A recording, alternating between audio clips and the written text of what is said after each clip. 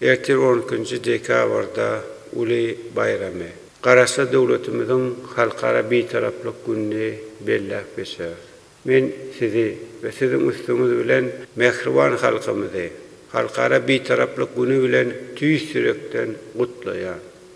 Sizin ähliňize bir can saglygyny, awadan we bagtyar durmuşy, hem de ulus sünnükleri arzu edýär.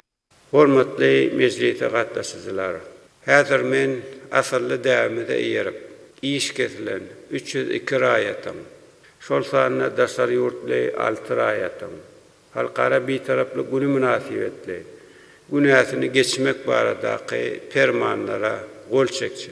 Günnägdi hukuk goraýjy edaralarynyň ýolbaşçylary bilen bilelikde günäsi geçilen adamlary tutsaglykdan boşadyp, olar ýakyn wagtda öýlerine, maşgala agzalarynyň arasyna barar ýaly ähli zeruri işleri geçirim. Vilayetlaryň, etraplaryň we şäherleriň häkimlerine, şeýle hem beýleki ýolbaşçylara, günäsi geçilen adamlary iş bilen üpçün etmek boýunça degişli çäreler görmegi tawsyrýar.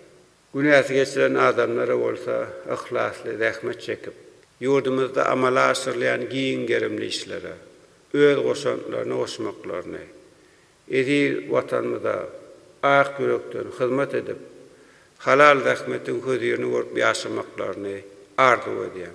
Diplomatik gullugyň işgärlerini wezipe bellemek we wezipeden boşatmak bilen bagly mesele geçdi. Döwlet başçylary Halcanowy başga işe geçmek sebäpli Birleşen Milletler Guramasynyň Jenewadaky edarasynyň ýanynaky Türkmenistanyň kemişilik wekili, Türkmenistanyň Şwitsariýa Konfederasiýasyndaky adatdan daşary we dowluk ýaly ilçisi wezipelerden boşatdy.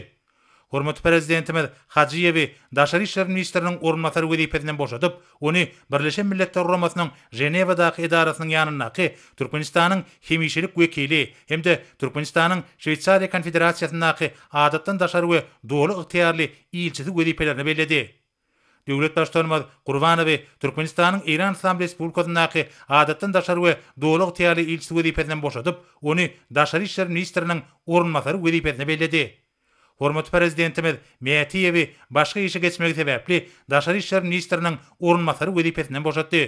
Döwlet başçylary Türkmenistanyň prezidentiniň diwanynyň döwlet protokolu we halkara gatnaşyklary bölüminiň müdiri Muhammed Turduýewi şol bir wagtda Türkmenistanyň Daşary işler ministriniň orunmasary wezipesine belledi. Şunun bilen ministrler kabinetiniň giňişleýän mejlisini geçirip gutarýar.